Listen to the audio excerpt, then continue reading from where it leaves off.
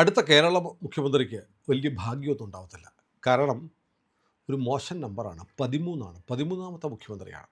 അപ്പം ഞാൻ ആലോചിക്കുകയാണ്, നമ്മുടെ കേരള ഹൈക്കോടതി ഇപ്പോൾ ഇരിക്കുന്നത് പഴയ റാം മോഹൻ പാലസിൽ നിന്ന് മാറിയിട്ട് പുതിയ ബിൽഡിങ്ങിലേക്ക് വന്നു. ഞാനന്ന് ഹൈക്കോടതിയിലുണ്ട്. ഹൈക്കോടതിയിൽ നിയമകാര്യ ലേഖകനായിട്ട് പ്രവർത്തിക്കുകയാണ്. അപ്പോൾ ആ ബിൽഡിങ്ങിൻ്റെ സ്ട്രക്ചറൊക്കെ വന്നപ്പോൾ അതിൻ്റെ ഡിസൈൻ തയ്യാറാക്കിയത് ഞങ്ങൾ മാധ്യമപ്രവർത്തകർക്കൊക്കെ തന്നു. നോക്കുമ്പോൾ കോടതി മുറികൾക്ക് നമ്പറുണ്ട്. 12 കഴിഞ്ഞിട്ട് 13 ഇല്ല.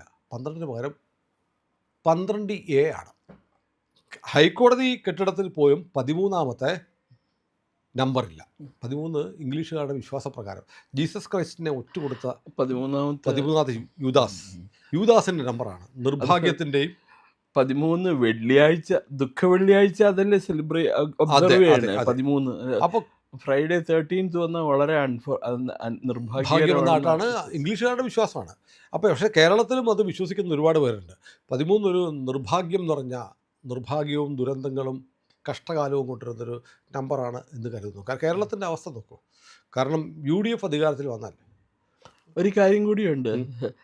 നമ്മുടെ ഇന്ത്യൻ ബഹിരാകാശ വകുപ്പിൻ്റെ സാറ്റലൈറ്റ് ലോഞ്ച് വെഹിക്കിൾ ഉണ്ട് അല്ലേ, വളരെ ഇൻ്റർനാഷണലി റെപ്യൂട്ടഡ് ആൻഡ് റെസ്പെക്റ്റഡ് ആയിട്ടുള്ള ഒരു വെഹിക്കിളാണ് polar satellite launch vehicle PSLV. ഇപ്പം ലോ എർത്ത് ഓർബിറ്റ് എന്ന് പറയും, ഭൂമിയോട് അടുത്ത ഓർബിറ്റിലേക്ക് ഉപഗ്രഹങ്ങളെ വിക്ഷേപിക്കാനായിട്ട് ഉപയോഗിക്കുന്ന റോക്കറ്റാണ് PSLV-യുടെ ആദ്യത്തെ ഒരു മിഷൻ ഒഴിച്ച് ബാക്കി എല്ലാം വിജയമായിരുന്നു. പക്ഷേ ഒരു കാര്യമുണ്ട്, PSLV-13 ഇന്നേ വരെ ഇസ്രോ അയച്ചിട്ടില്ല. ഇന്ന് ഉച്ചയ്ക്ക് ഞാൻ എൻ്റെ ഒരു സുഹൃത്ത് ISR സയൻറ്റിസ്റ്റ് ഉണ്ട്, അദ്ദേഹത്തോട് വിളിച്ച് ചോദിച്ചു. അപ്പോഴും അദ്ദേഹം പറഞ്ഞില്ല, നമ്മളിത് എന്തൊക്കെ പറഞ്ഞാലും സയൻസും ടെക്നോളജി എന്തൊക്കെ പറഞ്ഞാലും ശരി, ഈ കൺവെൻഷണൽ ഇതൊക്കെ നമ്മൾ ഒബ്സർവ് ചെയ്താലേ പറ്റുള്ളൂ. അപ്പോൾ 13 നമ്മളെ സംബന്ധിച്ചിടത്തോളം നിർഭാഗ്യകരമായ നമ്പറാണ്. അതുകൊണ്ട് PSLV-12 കഴിഞ്ഞിട്ട് പിന്നെ PSC-14 ആണ് വിട്ടത് എന്നാണ് പറഞ്ഞത്. 12A വിട്ടില്ല. ഇല്ല. അപ്പോൾ അങ്ങനെയാണെങ്കിൽ 13ാമത്തെ മുഖ്യമന്ത്രി ആയിട്ട് അധികാരത്തിൽ വരുന്ന ആള് അത്ര നല്ല ഭരണം കാഴ്ചവെക്കാൻ പറ്റില്ല എന്ന് വിശ്വസിക്കുന്ന ഒരുപാട് പേരുണ്ടാവും. കാലക്കേടായിരിക്കും. ഇപ്പോൾ മാത്രമല്ല, ഇപ്പോൾ ഈ കോൺഗ്രസ് ഭരിക്കുന്ന സംസ്ഥാനങ്ങളായ കർണാടക, ഹിമാചൽ പ്രദേശ്, തെലങ്കാന സാമ്പത്തിക പ്രതിസന്ധി നട്ടം തിരിയാണ്. ഇങ്ങനെ ഫ്രീ ബീസ് എല്ലാം പറഞ്ഞു. കർണാടകയിൽ സ്ത്രീകൾക്ക് സൗജന്യ ബസ് യാത്ര അനുവദിച്ചു, ബാക്കിയുള്ളവരുടെ ബസ് ചാർജ് കൂട്ടി. അപ്പോൾ കേരളത്തിലെ സ്ത്രീകളൊന്നും സൗജന്യ ബസ് യാത്ര വേണമെന്ന് ആവശ്യപ്പെട്ടിട്ടില്ല. സതീശൻ പറഞ്ഞിട്ടുണ്ട്, സൗജന്യ ബസ് യാത്ര കോളേജിൽ പഠിക്കുന്ന പിള്ളേർക്കെല്ലാം മാസം 1000 രൂപ. വാഗ്ദാനങ്ങൾ കൊടുക്കുന്നതിന് ടാക്സ് വേണ്ടല്ലോ, വാഗ്ദാന പെരുമഴയാണ്. ഇതൊക്കെ നടപ്പാക്കി കഴിഞ്ഞാൽ ഇപ്പോൾ തന്നെ കടം കയറി മുടിഞ്ഞിരിക്കുന്ന കേരളം എവിടെ എത്തും? ഇനി മാത്രമല്ല, ഈ 13ാമത്തെ മുഖ്യമന്ത്രി ആകുന്ന ആൾക്ക് ഭരണം മാത്രമല്ല ആയുസ്സെത്തിച്ച് ഭരിക്കാൻ കഴിയുമോ അറിയില്ല. അങ്ങനെ ഒരു വിശ്വാസമുണ്ട്. ഇപ്പോൾ കഴിഞ്ഞ ദിവസം ഈ വേണുഗോപാൽ മുഖ്യമന്ത്രി പദത്തിൽ എത്തുന്നു എന്ന് പറഞ്ഞപ്പോൾ എന്ന് ഇൻ്റർനെറ്റിൽ എവിടെയോ is going to be the 13th chief minister of Kerala എന്നിട്ട് പറഞ്ഞു. അത് എന്നിട്ട് അവസാനം മാറ്റിച്ചു. അപ്പം ഞാൻ അറിഞ്ഞത് അയാൾക്ക് ഇപ്പം മുഖ്യമന്ത്രി ആവാൻ താല്പര്യമില്ല. PSCയുടെ ചെയർമാനായി, പബ്ലിക് കമ്മിറ്റിയുടെ ചെയർമാൻ. ഇപ്പം ആ ഒരു ഇതും എന്താ പറയണ എക്സ്ക്യൂസിൻ്റെ പുറത്ത് തൽക്കാലം ഞാൻ ഇല്ലാന്ന് പറഞ്ഞ് മാറി. വേണമെങ്കിൽ സതീശൻ ഇച്ചുകാലം ഇരിക്കട്ടെ. 13ാമത് സതീശനെ അനുഭവിച്ച് അതിന്റെ പാരമ്യത്തിൽ എത്തുമ്പോൾ സതീശനെ മാറ്റിട്ട് ഞാനാവും. 14ാമത്തെ ആവും. പിന്നെ പിണറായി വിജയൻ ഈ പറഞ്ഞ പോലെ 13ാമത്തെ മുഖ്യമന്ത്രി അല്ലേ ആവുക കേരളത്തിന്റെ? ഇപ്പൊ 12ാമത്തെ മുഖ്യമന്ത്രിയാണ് അദ്ദേഹം. അല്ല, പിണറായിക്ക് ഒരു വ്യത്യാസമുണ്ട്. 11, 12, 13 തുടർച്ചയായിട്ടാണ്. 3 ഓക്കെ. അതുകൊണ്ട് വേണമെങ്കിൽ ഇത് തീവ്രത കുറവായിരിക്കും. പിണറായിയെ സംബന്ധിച്ച് പിണറായിക്ക് ഒരു അസുഖം ഉണ്ടായിരുന്നു, അത് മാറിയെന്ന് ഓപ്പൺ മാഗസിൻ നമ്മളൊരു വീഡിയോ ചെയ്തിട്ടുണ്ട്. ആ അസുഖം എന്താണെന്നുള്ളത് പറഞ്ഞിട്ട് നമ്മൾ ഇതിന് തൊട്ട് മുമ്പ് ചെയ്ത വീഡിയോയിലുണ്ട്. അത് പറഞ്ഞിരിക്കുന്നു. മാത്രമല്ല, പിന്നെ ആരോഗ്യ പ്രശ്നങ്ങൾ, പ്രായത്തിൻ്റെ പ്രശ്നങ്ങളുണ്ട്. അപ്പോൾ പിണറായി വിജയൻ്റെ ഒരു 5 വർഷം എന്ന് പറയുമ്പോൾ പിണറായി വിജയൻ ഒരു 80+ ഒക്കെ കഴിയും അല്ലേ? ഇപ്പൊ 80 കഴിഞ്ഞു. ഈ അറൗണ്ട് 82 ആയി. അപ്പോൾ 87 വയസ്സൊക്കെ ആകും. അപ്പോൾ പിന്നെ കുഴപ്പമില്ല. 13 ആയാലെന്ത്, ഒരു കാലം കഴിഞ്ഞാൽ പിന്നെ ഇനി എന്ത് വരാൻ എന്നൊരു അതാണ്. അപ്പോൾ ഏതായാലും ഈ 13ാമത്തെ മുഖ്യമന്ത്രിയായി സതീശൻ വരുന്നത് സതീശന് നല്ലതായിരിക്കുമോ, കേരളത്തിന് നല്ലതായിരിക്കുമോ? ഈ സതീശൻ മുഖ്യമന്ത്രിയായിട്ട് വരുന്നത് കേരളത്തെ സംബന്ധിച്ചിടത്തോളം ഒരു ദുരന്തമായിരിക്കും. കാരണം അനേകം മാറാടുകൾ ഇവിടെ നടക്കും എന്നുള്ള കാര്യം വ്യക്തമാണ്. അതെങ്ങനെ ഇന്നലെ പറയാൻ പറഞ്ഞു പറ്റും? കഴിഞ്ഞു. എന്തായാലും അത് വെള്ളാപ്പള്ളി പറഞ്ഞതല്ലേ. ഇപ്പൊ നമ്മളിപ്പോ ഒരാൾ സുനിൽ മുഖ്യമന്ത്രിയാകാൻ പോകും. സുനിൽ കേരളത്തിലെ കോൺഗ്രസിന്റെ കാര്യങ്ങളൊക്കെ തീരുമാനിക്കുന്നത് കേരളത്തിൽ തന്നെ പണക്കാട് തങ്ങളുടെ വീട്ടിലിരുന്നുകൊണ്ടാണ്.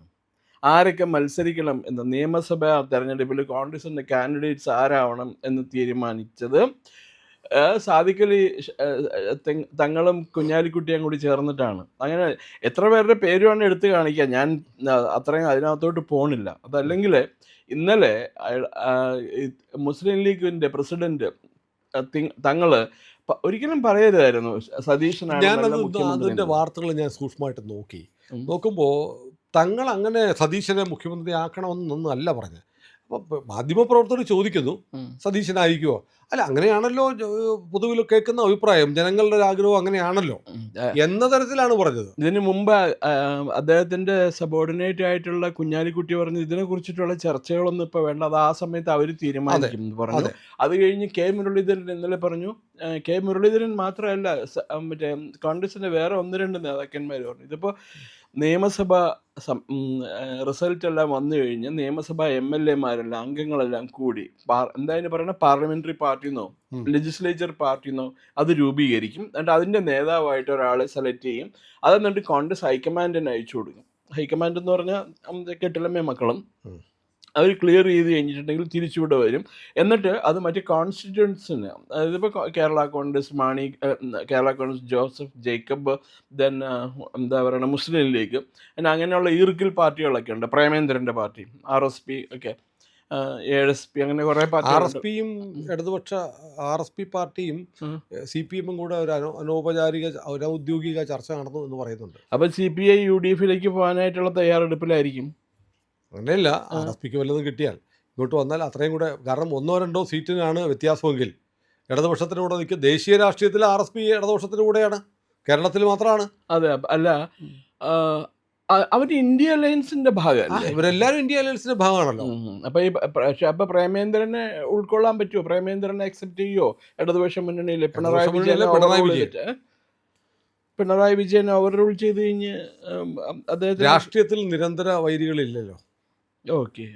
പിന്നെ പ്രേമേന്ദ്രനാണെങ്കിൽ ഇപ്പൊ കോൺഗ്രസിനേക്കാളും കൂടുതൽ ഒരു കോൺഗ്രസ് ഭക്തി കാണിക്കുന്ന ആളാണ്. കഴിഞ്ഞ ദിവസം പറഞ്ഞു ഇന്ദിരാഗാന്ധി 71 അങ്ങനെ പറഞ്ഞു, എന്താ 7ാം കപ്പൽപ്പട വന്ന ഞാൻ എപ്പോൾ അതില്ലാതിനെ ശരിപ്പെടുത്തി തരുന്നൊക്കെ റിച്ചാർഡ് നിക്സണൊക്കെ വരട്ടി. നിക്സനെ കാണാൻ പോയിട്ട് നിക്സൺ മുറിക്കകത്ത് കയറ്റിയില്ല, മണിക്കൂറുകൾ കാത്തിരുന്നിട്ട് ആയപ്പോൾ തിരിച്ചു പോകുന്നു. അതാണ് ചരിത്രം. അതെ, പക്ഷേ അന്ന് ഈ പ്രേമേന്ദ്രൻ സ്കൂളിൽ മറ്റേ നിക്കറൂട്ടാണ് മറ്റേ രാശിക കളിച്ചുകൊണ്ടിരിക്കുന്ന സമയമാണ്. അപ്പം അദ്ദേഹത്തിന് അപ്പോഴത്തേക്കും നല്ല ഓർമ്മയാണ് അതിനെക്കുറിച്ചിട്ട്. എന്തിനാ ഇങ്ങനെയൊക്കെ പറഞ്ഞുകൊണ്ട് പോകണം? അല്ല, ഈ സതീശൻ മുഖ്യമന്ത്രി ആവുന്നതിൽ ഞാൻ ആദ്യമേ തന്നെ പറഞ്ഞിട്ടുണ്ടായിരുന്നു, സതീശന് ഒരു മുഖ്യമന്ത്രി ആവാനായിട്ടുള്ള ഒരു ഡിഗ്നിറ്റിയോ ഡീസൻസിയോ ഒന്നുമില്ല. അയാൾ എന്തൊക്കെയോ ആയി തോന്നുന്നത് വിളിച്ചു പറയും എല്ലാവരും. അയാൾ പറയാത്തല്ല. സത്യം പറയാം, ഒരു പ്രതിപക്ഷ നേതാവ് പെരുമാറേണ്ട രീതിയിലാണോ അയാൾ മുഖ്യമന്ത്രിയോട് നിയമസഭയിൽ വെച്ചിട്ടൊക്കെ പെരുമാറണം? പലപ്പോഴും ഈ ലൈവ് ടെലികാസ്റ്റ് കാണുമ്പോൾ എനിക്ക് തോന്നിയിട്ടുണ്ട് ഇയാൾ എന്തൊക്കെയായി കാട്ടിക്കൂട്ടണമെന്ന്. രാഹുൽ ഗാന്ധി കാണിക്കുന്നു. പോട്ടെ, അവിടെയല്ലേ അത് പറഞ്ഞാൽ അയാളെ ആരും കണക്കി കൂട്ടിയിട്ടില്ല. എൻ്റെ സുനിൽ, അയാൾ എന്തെങ്കിലും കാട്ടിക്കൂട്ടിയ മാനസിക രോഗി അയാള്. ഒരു സ്റ്റേജ് കഴിഞ്ഞാൽ മനുഷ്യൻ ഒരു ചൊല്ലുണ്ട്, Chinese ചൊല്ലുണ്ട്, a man takes a drink, the drink takes a drink, the drink takes a drink, and the drinks take the man. അദ്ദേഹത്തിൻ്റെ കാര്യം ഇപ്പോൾ ആ അവസ്ഥയിലാണ്. ഈ പറഞ്ഞ 3ാമത്തെ സ്റ്റേജിലായി അദ്ദേഹം. അപ്പോൾ അതുകൊണ്ട് ഇപ്പോൾ പ്രധാനമന്ത്രിയോ ആഭ്യന്തരമന്ത്രിയോ ഒന്നും അയാൾ എന്ത് പറഞ്ഞാലും പ്രതികരിക്കാറ്. ഇപ്പം നിർവാനെ ഇത്രയും പറഞ്ഞില്ലേ കഴിഞ്ഞ ദിവസം പുസ്തകം ഇതിനകത്ത് അയാൾ ഇത്രയും ചീത്ത പറഞ്ഞില്ലേ രാഹുൽ ഗാന്ധിനെ? ആ രാഹുൽ ഗാന്ധി ആരെങ്കിലും പറഞ്ഞോ? ആയില്ല, അത് തീർന്നു, ചീറ്റിപ്പോയി, ഇത്രേ ഉള്ളൂ. അയാൾ ഇടയ്ക്ക് പറയാറുണ്ട് ടാറ്റ ബൈ ബൈ ഗയാ ഇത് പറയും. അപ്പൊ അങ്ങനെയുള്ള കാര്യമാണ് ഈ. അപ്പൊ അയാളുമായിട്ട് കമ്പയർ ചെയ്യേണ്ട സതീഷിനെ. പക്ഷെ എന്നാലും ഹീസ് എ മിസ്ഫിറ്റ്. കേരള മുഖ്യമന്ത്രി ആവാനായിട്ട് സതീഷ് ഒരു മിസ്ഫിറ്റ് തന്നെയാണ് ഇപ്പോഴത്തെ. ഏതായാലും പിണറായിയോ സതീശനോ വേണുഗോപാലോ ഉം. രമേശ് ചെന്നിത്തലയോ, ഞാൻ രമേശ് ചെന്നിത്തല കോൺഗ്രസ്സാണ് വരുന്നതെങ്കിൽ രമേശ് ചെന്നിത്തല മുഖ്യമന്ത്രി ആവണമെന്ന് ആഗ്രഹിക്കുന്ന ആളാണ്. ഉം. കാരണം രമേശ് ചെന്നിത്തല കേരളത്തിലെ കോൺഗ്രസ് പാർട്ടിയെ കെട്ടിപ്പടുക്കാൻ സതീശനെക്കാളൊക്കെ വലിയ കോൺട്രിബ്യൂട്ട് ചെയ്തിട്ടുള്ള ആളാണ്. അതെ. പിണറായി വിജയനെതിരെയുള്ള ഏറ്റവും വലിയ സ്പ്രിംഗ്ലർ ഉൾപ്പെടെയുള്ള ആക്ഷേപങ്ങൾ പുറത്തു കൊണ്ടുവന്നത് രമേശ് ചെന്നിത്തലയാണ്. ഉം. ഏറ്റവും ഏറ്റവും വലിയ ഫൈറ്ററായിരുന്നു. രമേശിന് ഒരു അവസരം കൊടുക്കാതെ സതീശനെ കേരളത്തിൻ്റെ മുഖ്യമന്ത്രിയാക്കുന്ന വലിയ അനീതിയായിരിക്കും. അങ്ങനെ അനീതി ചെയ്തിട്ട് 13-ൽ സതീശൻ അതിൻ്റെ ഫലം അനുഭവിക്കുമായിരിക്കും. പക്ഷേ ഞാൻ പറയുന്നത് പിണറായി വിജയൻ, കെ.സി. വേണുഗോപാൽ, രമേശ് ചെന്നിത്തല, സതീശൻ ഇവരാരായാലും കേരളത്തിൻ്റെ മുഖ്യമന്ത്രിയാണ് ആകാൻ പോകുന്നത്.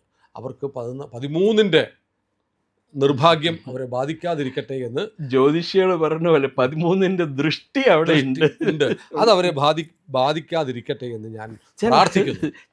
ഒരു കാര്യം കൂടി പറയാം. സോറി സുനിൽ, ഇന്റർഫിയർ ഇത് ഇന്ററപ്റ്റ് ചെയ്യണതിൽ ശ്രമിക്കണം. തമിഴ്നാട്ടിൽ ഇപ്പോൾ സ്റ്റാലിൻ രണ്ടാമത് മുഖ്യമന്ത്രി ആവാൻ പോകും എന്ന് പറയുന്നുണ്ട്.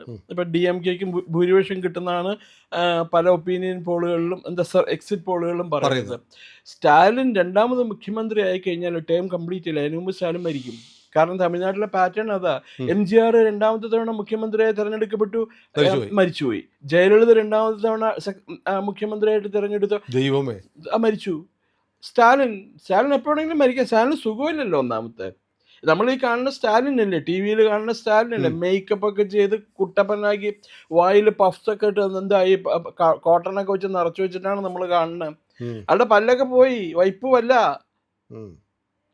അയാളുടെ മരുമകനാണ് രണ്ടാമത് മുഖ്യമന്ത്രിയാകുന്ന ആള് തട്ടിപ്പോവും. അതെ, തീർച്ചയായിട്ടും. അതിന്റെ പാറ്റേൺ അങ്ങനെയാണ്, തമിഴ്നാട്ടിലെ പാറ്റേൺ അങ്ങനെയാണ്. ഇതുവരെ നടന്നത്. ഇപ്പൊ അയാളൊരു എക്സെപ്ഷൻ ആവുമെന്ന് എനിക്കറിയില്ല. കാലനും കൂടി ഭയം ഉണ്ടാവുമെന്ന് അറിയാൻ പാടില്ല. കാലനും വേണ്ടാതെ ഭയമല്ല. ഏതായാലും ഒരു കാര്യം ഉറപ്പാണ്. അപ്പോൾ ഞാൻ പറഞ്ഞു വന്നത്, ഇപ്പം നമ്മുടെ മുഖ്യമന്ത്രിയാണ്. അദ്ദേഹത്തിന് 13-ന്റെ ദൃഷ്ടിയിൽ പെടാതെ, ദോഷങ്ങളൊന്നും ഉണ്ടാവാതെ അദ്ദേഹത്തെ സർവശക്തനായ ഈശ്വരൻ കാത്തുരക്ഷിക്കട്ടെ. കാരണം അവർക്ക് മുഖ്യമന്ത്രിമാർക്ക് എന്തെങ്കിലും സംഭവിച്ചാൽ അനുഭവിക്കേണ്ടത് നമ്മളാണേ. അതുകൊണ്ട് നല്ലത് വരട്ടെ. അപ്പം അത് പിണറായി ആവട്ടെ, സതീശനാവട്ടെ, വേണുഗോപാലാവട്ടെ, രമേശ് ചെന്നിത്തലയാവട്ടെ, ഇനി അതല്ല, ഇനി പ്രിയപ്പെട്ട തിരുവഞ്ചൂരായാലും അവർക്ക് ഈ 13-ന്റെ ദോഷങ്ങൾ വരാതിരിക്കട്ടെ എന്ന് നമുക്ക് പ്രാർത്ഥിക്കാം. പ്രിയപ്പെട്ട പ്രേക്ഷകരെ, ഇന്ത്യ ലൈവ് ഇതുവരെ സബ്സ്ക്രൈബ് ചെയ്തിട്ടില്ലെങ്കിൽ ഇപ്പോൾ തന്നെ അത് ചെയ്യണം.